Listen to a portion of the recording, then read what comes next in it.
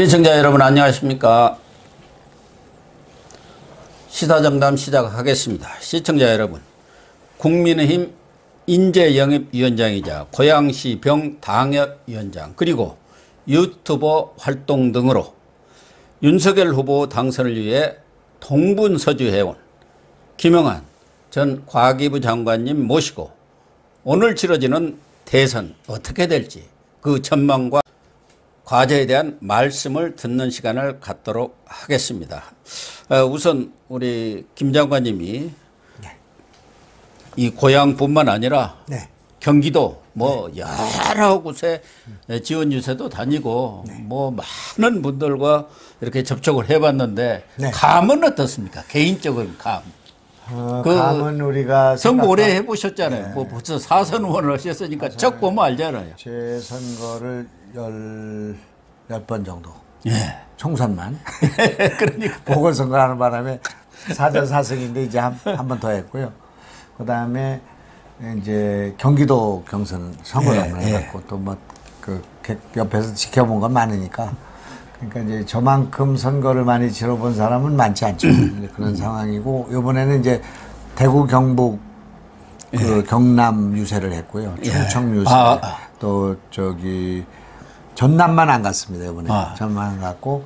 독자적으로 그렇게 막 다니시는 거죠. 그러니까 이제 대선 후보 차가 가면은 그 앞에 좀 왜 이렇게 약장수 약 파는 거 있잖아요. 그렇죠. 거기 잠깐 미리 나와서 올라와서 한 5분 7분 이렇게 유세하는 건데 인기가 좋죠. 이제 말을 좀 하니까. 그리고 이제 경기도 전역을 다녔습니다. 경기도 총괄선대위원장이니까. 그러니까요. 총괄선대위원장. 역시 그 이제 분위기는 굉장히 좋았다. 좋고. 저는 압승할 것이다. 우리가 예상하고 또 종이로 보는 여론조사보다는 좋을 것이다. 이렇게 생각하고 있고요. 다만 이제 선거가 진행되면서 역시 이제 국민의힘이라는 당이 굉장히 연전연패했잖아요. 그리고 의석이 너무 작잖아요. 현역이 적고. 그러니까 조직이 또 시의원이 도의원이 작으니까 이게 이제 뒷심이 좀 부족한 거 아닌가. 후보의 경쟁력이나 대중적 그 영향력은 크고 정권 교체 열망 크고 그러나 조직적인 기반은 약하고 이제 그것이 사전 투표에서 민주당이 만약 많이 특히 호남에서 이렇게 몰아넣은 거긴 전부 현역 아닙니까? 그렇죠. 이용호 빼고는 다 현역이죠. 시도의원들이 다 있으니까 갖다 실어 날랐을 것이고 뻔하죠. 그러니까 지금 그 사전 투표를 보면은 그 전남 전북에서 막 58% 막 이렇게 나왔잖아요. 그 저기가 49.56%. 전남은 더 나왔습니다. 58%. 이게 호남 합쳐서. 광주는 51. 몇 프로 나왔고요. 농촌 지역에서 사전 투표가 그렇게 51.45% 광주. 엄청 나온 거죠. 그거는 다 실어날랐다고 봐야 돼요. 전남이 그렇게 나왔네요. 그런 면에서는 우리가 좀 취약점이 있다. 그런데 지금 걱정이 되는 것은 오늘 그 투표율이 조금 예상보다는 저조해요. 지금 8시부터 제가 쭉 보고 있고, 그런데 8시에는 5%인데 지난 대선 때는 5.6% 했거든요. 그 후로 0.6%인데 9시에는 1.3%, 10시에는 2.3%, 11시에는 3.4%가 지난 대선보다 이렇게 지금 투표율이 낮아요. 물론 사전투표가 많아서 그런 점도 있기는 합니다만은 지금 12시 현재는 몇 퍼센트가 나왔습니까? 12시 현재는 20.3%인데요. 19대 대선 때는 24.5%. 그러니까 이게 더 지금 21대 총선이 있지 않습니까? 지난 총선보다는 높아요. 19.23%니까 지금 한번 총선보다는 높고 그 지난번 대선보다는 낮은 그런 결과인데 그게 낮은 것은 왜 그러냐. 그건 사전투표가 높은 거와 관련이죠. 그래서 지금 나는 전체 투표율이 높으냐 나쁘냐는 큰 문제가 없다. 그렇게 보죠. 이제 1시부터 사전투표율과 합쳐서 이제 이렇게 나오니까 그때부터는 이제 전체적인 투표율이 어느 정도 지난 19대하고 19대가 76.62%가 되는데요. 그럼 이제 제가 하나 여쭤보겠습니다. 지지율이 높으면은 윤석열한테 유리합니까? 아무래도 사전투표율에 많이 나왔기 때문에 호남에서 그러니까. 영남이 사전투표율이 낮았지 않습니까? 그러니까 지금 오전 이 상황을 보고 좀 걱정하는 그 시청자들이라든가 유권자들이 이렇게 걱정 말씀을 전해오는 것은 영남이 많이 나와야 예. 올라갈 것 아니냐. 그런데 그것이 전혀 걱정할 필요가 없다는 얘기예요. 그게 이제 그렇게 뭉수리하게 보니까 전체를 보니까 뭐 이게 주주율 올라가면 유리하고 뭐 불리하고 막 이런 거잖아요. 사전투표는 사전투표는 저쪽이 다 가져갔고 우리는 봄투표해야 된다 그런 생각이잖아요. 근데 사전투표에서도 상당히 이번에 보수들 많이 찍었습니다. 그러나 그거 조금 뒤졌다고 해봅시다. 호남이 많이 갔으니까. 그런데 오늘 아침 오전 중의 그 투표율을 보면 아 이제 질 수가 없구나 하는 판단이 들어요. 아 그래요? 그걸 제가 좀 설명드릴게요. 설명 좀 해주세요. 저도 좀 불안해가지고 이 80%가 전체적으로 20.3%가 된 12시까지 중계를 보면 대구 있잖아요. 대구. 대구가 23.5%입니다. 아, 23.5%. 1등이죠. 그런데 이 대구와 그 비견이 되는 게 전남이에요. 전남. 그러니까 16.4%예요. 그럼 요게 얼마 정도 차이가 나느냐면 약 7% 정도의 차이가 나는 말입니다. 7%. 그러면 전남과 대구 대구하고는 지금 광주하고 비교를 해야죠. 그럼 16.6%예요. 광주가 16.6%. 그러면 약 7% 차이 나거든요. 그럼 7%면 인구가 1.7배가 많아요.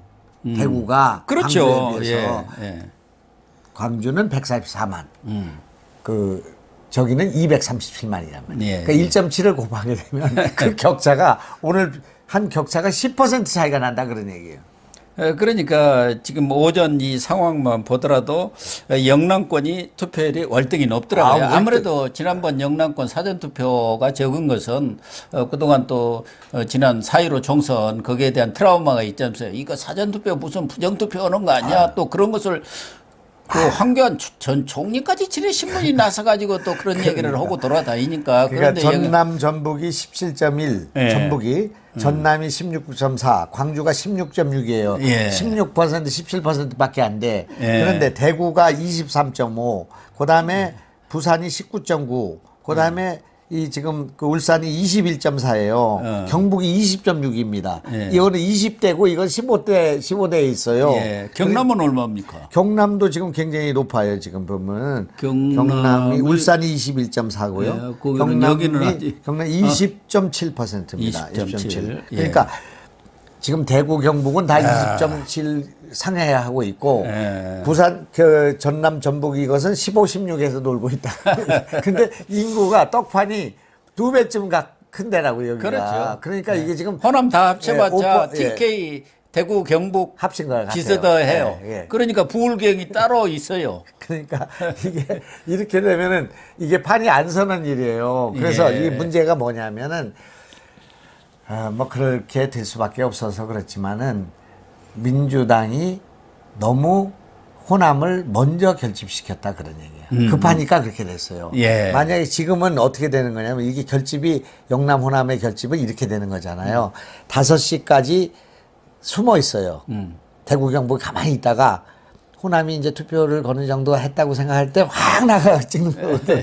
왜냐면 여기는 떡판은 크지만 밀집도가 약하고 호남은 90%가 나온단 말이야. 그렇죠. 그러니까 이걸 속이기 위해서 이렇게 서로 아기다툼을 하는 건데 요번에는 너무 노골적으로 호남이 먼저 응집이 됐단 말이야. 그러니까 이제 마음 놓고 응집하는 거예요. 지금 여기는. 이제 뭐 5시니 뭐니 할 거 없어. 막 하는 거예요. 그러니까 지금 현재 오늘 오전에 투표의 그 결과를 보면 대구, 경북, 경남, 울산, 포항이 응집하기 시작했다. 영남이 응집했네. 그래요. 응집하면 이건 지금 호남에서 응집한 건 재미가 안 되는 거예요. 3배, 4배 응집하는 거예요, 이게. 그러면 오늘 호남에서 본투표 하시는 분들은 윤석열 후보를 많이 찍으려나? 지난번에 이재명 후보 찍을 사람들은 다 나왔을 거 아닙니까? 아니래.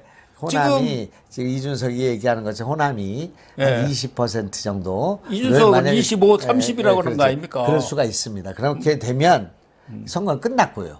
끝났죠. 끝났고. 15%만 돼도 끝난 겁니다. 끝났지만 만약에 그게 옛날처럼 80, 90 된다고 해도 지금 현재 나와 있는 오전의 투표만 봐도 대구와 그다음에 그 경북과 울산과 경남이 다 20% 이상을 하고 있고 전북과 이쪽은 15%를 하고 있다 그런 얘기예요. 그러면 5에서 7% 정도를 인구 비례로 하게 되면 10% 이상의 차이가 나는 거기 때문에 이것만 갖고도 지금 사전투표에서 조금 뒤졌거나 하는 것들이 다 만회가 되고 이제 격차를 벌리기 시작했다 그렇게 봐야 된다.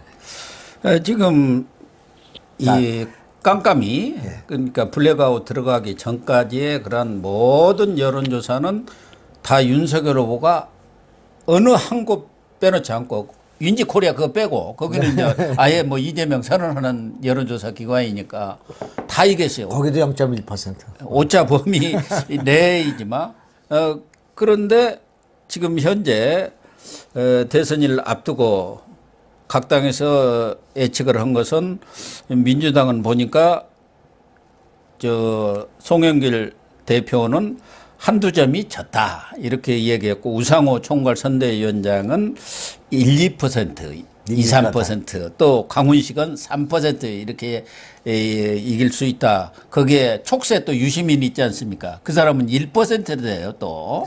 그 사람 또 괜히 나섰다가 가만히 입 다물고 있었으면 되는데 망신 당할 것 같은데 그런데 이쪽에서는 뭐 권영세 총괄 본부장이라든가 이런 분들은 선거를 많이 치러봤고 이거 자칫하면은 우리 유권자들이 이완될 수도 있다. 뭐 이겼다 하면은 그러니까 조금 앞선다. 이렇게 아주 조심하고 겸손한 그런 태도를 보였는데 어쨌든 이준석 대표는 아마 여의도 연구소 자료가 계속 오지 않겠습니까? 그거 과시하려는지 처음에는 6에서 8% 이긴다고 하더니 막판에 가서는 10% 넘습니다. 저는 그렇게까지 뭐 오버해서 얘기할 필요는 없는 거 아니냐 그런 생각도 드는데 오버 아니에요. 전체적으로 네. 우리 김 장관님이 여러 곳에 이런 정보들이 다 또 수집하고 계시잖아요. 안테나가 딱 세워가지고 높게 한번 좀 우리 시청자들한테 어제 오늘 깜깜이 여론조사를 한 5개 정도 제가 받아봤고요. 아 그랬어요? 그다음에 이제 제 감. 또 여러 가지 정세 그동안 3가지 중요한 사건이 있습니다. 깜깜이제. 후보 단일화가 있고 후보 단일화. 또 두 번째는 부정선거 그 부실 관리가 있고 그다음에 산불이 있습니다. 이 3가지 사안이 있었는데 산불 어떻게 작용할지 확실히 모르겠습니다만은 그 위에 2개는 이제 우리한테 유리한 거죠. 산불도 유리하게 작용할 가능성이 크지 않습니까? 촛불로 일어나갖고 산불로 뭐 망한다, 끝났다, 뭐 이런 얘기를 하는 사람들도 있더라고요. 이재민 발생했으니까 투표에 안 갈까봐 그게 이제 걱정인 거죠.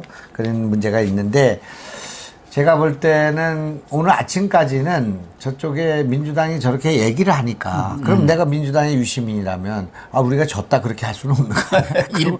우상호가 그러니까 그 사람들이 1%뭐 이렇게 한 것도 굉장히 궁색한 얘기예요. 한 5% 이겼다고 넉넉하게 하면 되는데 그런 뻥이라고 생각하니까 어디 10% 이겼다는 놈이 없잖아요. 근데 뭐 승기를 잡았다든가 굳혔다든가 그런 말을 한 사람은 단 한 사람도 없어요. 그건 아니니까. 그러니까 만약에 그게 이제 몇 시간 후면 뻥이라는 게 드러나니까요. 그러나 지금 이준석이 12% 이거는 이제 우리 조사의 결과를 근거한 거죠. 여의도 조사 근거한 거고 자기도 나보다 많이 받아보지 않겠습니까? 그렇죠. 그러나 이준석은 이제 이 밴드웨건을 고려한 거죠. 늘 졌다. 하려고 한 거고 또 권영세 같은 사람은 그래도 조금 언더도그를 고려해서 이렇게 좀 한 건데 제가 더 구체적으로 얘기 드려보겠습니다. 이 과학입니다 지금. 과학이. 성남 분당이 우리 표가 많겠습니까? 저쪽 표가 많겠습니까? 분당. 아무래도 이쪽이 윤석열 후보가 많죠. 그래서 23.6% 투표율이.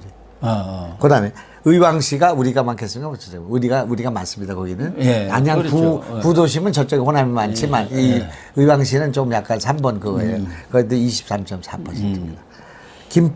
김포는 왜 높으냐? 김부선 해준다고 그랬지 않습니까? 그것보다도 더 큰 게 아파트 2억 내지 3억이라고 해가지고 그러니까 거기서 완전 분노 투표. 2부 망천 이후에 역대급 망언이라는 거 아닙니까? 그래서 23.2%. 무려.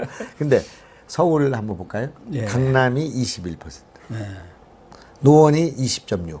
서초구가 20.6. 송파구가 20.3. 다 아파트 밀집 지역입니다. 이게는 아파트 밀집 지역이 투표율 높은 건 2가지가 있어요. 하나는 동네 그 아파트 단지 안에 투표량이 있단 말이에요. 다 어디나. 그러니까 저 사전투표보다 훨씬 쉬워. 그 가까우니까 아파트 단지. 그게 있고 두 번째는 여기가 되게 이제 중산층이 많고 보수가 많은 지역이 많아요. 그러니까 강남, 서초, 송파가 다 지금 엄청 높아요. 예. 그게 높고 분당이 높고 이렇게 이제 가고 있고 그 다음에 저기는 뭐냐. 지금 전북이 17.1, 전남이 16.4, 예. 광주가 16.6으로 16으로 쫙 깔렸어. 예, 그런데 그러네. 경남은 20.7, 그다음에 지금 제일 저기 한 게 대구입니다. 대구가 23.5예요. 23.5. 그러니까 최고예요, 최고. 그다음에 지난 사전 투표 때는 33.91로 제일 아주 저 바닥입니다. 바닥. 예. 이제 그런 거고 이제 경북이 20.6, 울산이 21.4. 그러니까 여기서 보면은 이게 판이 끝났다 그래 볼 수 있고요. 그다음에 그러면서 또 하나 더 확실한 거는 되게 지금 이제 윤석열의 약간 강점으로 보이는 우세 지역으로 보일 수 있는 게 충북, 충남, 예. 강원입니다. 요게 되게 보수 성향이 약간 있으면서 되게 공주 500년 무슨 연고론이 아니 어쨌든 충청 대망론이 그가 있는 것이고 서울이지만 뿌리는 거기 아닙니까? 예, 그래서 그게 강원도도 그가 외가 아닙니까? 외가. 그러니까 20% 정도 남은 거예요. 그래서 이게 지금으로 보면은 윤석열 지지, 보수 지지 또는 사전투표에 대한 그런 불신을 갖고 있는 사람들이 지금 쏟아져 나오고 있다. 구름처럼 쏟아져 나오고 있다. 그런데 지금 민주당에서 주장하고 있는 것은 하나는 안철수 단일화, 윤한 단일화에 역풍이 불었다. 이거 하나고 2030 이대녀들 이른바 마음의 문을 활짝 열었다. 이 이대녀들이 이대남도 뭉쳤지만 이쪽에 엄청나게 뭉쳐가지고 이게 이번 대선 후 표심을 가를 것이다. 뭐 이런 얘기를 했는데 전혀 사실 설득력이 없죠. 왜냐하면 이 지금 두 가지 요인을 갖다 대는 것은 얼마나 갖다 댈 게 없으면 군색하기는 합니다. 군색. 그걸 내가 논리적으로 설명해 드릴게요. 단일화의 역풍이라는 건 있을 수가 없죠. 왜 그러냐면 안철수를 지지하는 7 내지 8%가 있었지 않습니까? 예. 그 표는 정권 교체론으로 10년 동안 다져진 표예요. 네, 그렇다. 안철수가 문재인하고 헤어져 가지고 국민의당을 창당해서 할 때부터 지금까지 계속 문재인을 공격을 했고 정권 교체를 해야 된다고 생각하고 실정을 비판했어요. 예. 그래서 거기 모여 있는 사람이 문재인 좋아하는 사람이 없어. 민주당 좋아하는 사람이 없어요. 네. 그 정권 심판원에는 서 있지만은 국민의힘은 싫어하는 사람, 찍어본 적이 없는 사람, 예. 그런 사람이 거기 있었단 말이에요. 예. 제가 거기 소속이니까 잘 알잖아요. 그렇죠. 그러니까 정권 교체론에 서 있는 사람이 무슨 역풍으로 지금 이재명을 덮느냐고 그 울타리를 넘기가 어려워, 강을 넘지가 않아요. 그러니까 그게 불가능한 거고요. 아, 그렇군요. 그다음 20, 30대 여성들이 뭐 갑자기 무슨 형수한테 욕설하고 뭐 바람 피고 그런 걸 다 좋아해가지고 글로 넘어갑니까? 그러니까 그것도 말이 안 되더라고요. 왜 그런지를 설득을 못해. 예. 그래서 이제 이대남이 저기가 있으니까 이대녀는 우리한테 오지 않겠냐 이런 희망사항이라고 보여지고요. 어떻습니까? 이번에는 집권을 하더라도 간신히 집권하면 안 되고 그래. 과반을 훌쩍 넘어서 네네.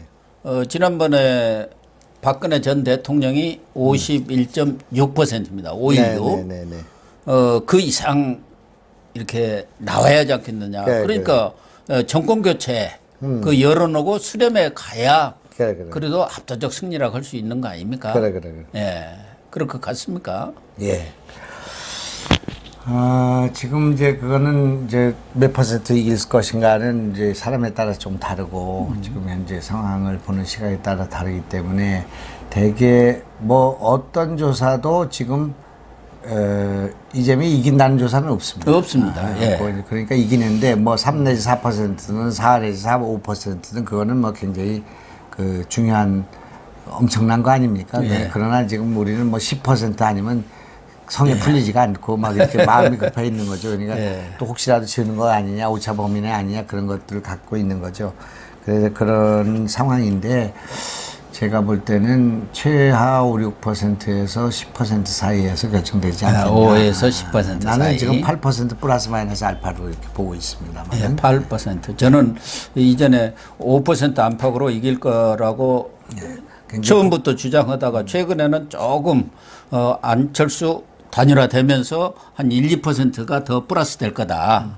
그 효과가 그렇게 얘기를 했습니다마는 어쨌든 이제 오늘 7시 반이면은 출구조사가 나오고 지금까지 출구조사가 틀린 적은 없었어요. 이번에는 코로나 상황이고 또 6시부터 또 코로나 확진자들이 투표를 하니까 그게 잘 안 잡힐 수는 있을 수도 있는데 또 한 12시쯤이면은 한 9시부터는 깔 것 아닙니까? 아무리 늦어도. 그러면 12시쯤에는 나오겠죠. 이번에는 출구조사가 나오면 대개 결론이 날 거로 저는 보고 결론이. 있습니다. 예, 그래서 이제 거기서 뭐 표차가 확 벌어져 버리면은 더 이상 볼 것도 없죠. 근데 뭐 1, 2%라든가 이렇게 되면은 또 뚜껑을 열어봐야 한다. 그런 얘기가 나올 수가 지금 이제 또 중요한 것이 변수가 하나 생겼는데 경기 북부입니다. 경기 북부가 원래 그쪽은 윤석열이가 좀 윤석열이 높았습니다. 유리하죠. 예, 남부는 저기 이재명이 좀 모든 지금 조표가 20% 이상 나오고 있어요. 예, 지금 잘 나오고 있군요. 그러니까 여주가 2.5, 20.5, 연천이 22.9, 포천이 20.9, 가평이 21.5, 광주가 20.3, 파주가 21.9, 이정부가 20.4입니다. 그러니까 이거를 보면은 되게 민심이 지금 현재 이쪽이 정권 교체론이 결집하고 있다. 그렇게 볼 수 있고 결집하면 이긴다. 그렇게 볼 수 있는 거죠. 마지막으로 좀 성급한 얘기인지는 모르겠지만 집권이 이루어질 경우 뭐 이루어지는 것이 저는 거의 확실하지 않나 이렇게 보여지는데 집권이 되면은 물론 뭐 국민 통합이 중요하고 또 패자는 승복하는 거 그래야 가장 바람직한 그런 모습이 되는 것인데 그것보다는 윤석열 후보가 집권 후에 가장 먼저 해야 할 일이 뭘까요? 뭐 인수 이런 것은 말할 것도 없습니다만은 이제 우선은 뭐 여러 가지 논란이 있습니다만은 역시 국민 통합입니다. 국민 통합을 해서 지금 국민 통합의 첫 발은 안철수 단일화고요. 그리고 이제 그것만 갖고는 안 되죠. 협치를 할 수 있는 그런 조건을 만들어야 되고 그리고 지금 여기 그 적폐청산이 뭐 이런 거 있잖아요. 대장동이 이런 것들은 사법 시스템에 넘기면 돼. 어제 그 유연설을 그렇게 하시더라고요. 사법 시스템에. 객관적인 사법 시스템 넘기고 대통령 관여하면 안 돼요. 그래서 그건 그때로 그 정리하고 처벌할 거 처벌하고 이렇게 하면 되고요. 그런 거에 시간을 바칠 시간이요. 우리는 이제 이렇게 생각하잖아요. 그런 걸 때리면서 전국을 주도해 나간다. 그거 있잖아요. 공격이 방어다 뭐 그런 거 있잖아요. 그렇게 하면 안 되고 지금 이제 우리가 탕평하고 협치하고 지금 문재인하고 거꾸로 가야 돼. 문재인은 진영 논리로 갔고 인사도 편중했고 이런 게 아니라 과감한 발탁 인사를 하고 과감하게 협치하는 그런 모습을 띠고 그래서 윤석열답지 않다. 윤석열이 한 단계 더 성숙한 또 국민을 통합하는 이런 리더십 가야 된다고 생각하고 그런 면에서는 안철수하고의 단일화가 좀 상당히 나는 긍정적으로 작용하면 좋겠다. 안철수는 좀 윤석열을 잘 버텨주고 또 그 조조의 용인수를 썼으면 좋겠어요. 저는. 조조의 용인수. 조조의 용인수는 조조는 뭐 바른 사람, 똑똑한 사람, 착한 사람을 쓴 게 아니라 유능한 사람 쓴 유능한 사람 썼죠. 그러니까 능력 있는 사람이 저 사람은 문제가 있지만 저런 점이 좋다. 저 사람은 그거 쓰면 되는 거예요. 적재적소를 사람의 그 총점으로 평가하지 말고 장점으로 평가하는 거죠. DJ도 그랬지 않습니까? 그런 거 해야 됩니다. 그래서 우리 그 장성민이라고 했잖아요. 그 사람에 대한 평가를 우리는 사실 좀 그 부정적인 걸 많이 봤는데 그런데 DJ는 잘 쓰면 약이 되고 나쁘게 쓰면 독이 된다. 독이 된다. 약을 쓴 거예요. 약을. 그래서 그걸 좀 활용하고 한 거죠.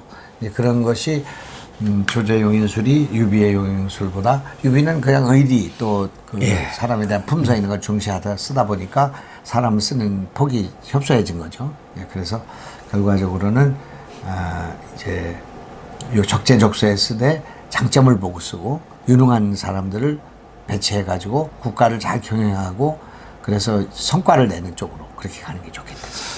특히 지금 우크라이나 전쟁 사태 우리나라뿐만 아니라 전 지금 세계에 영향을 미치면서 경제가 어떻게 될지 모르는 그런 상황 아닙니까? 그 가운데서 또 미중 간의 이 패권 싸움이 치열하고 그런 상황 속에서 진짜 국민 통합은 매우 필요할 것 같고 그런 것을 인수위 때부터 좀 잘 보여줬으면 좋겠어요. 아, 인수위 보니까 제대로 나라 통치해 갈 것 같다. 그런 모습을 좀 보여줬으면 좋을 것 같습니다. 오늘 선거 끝나고 나면 그것이 핵심적인 사항이 되겠죠. 예.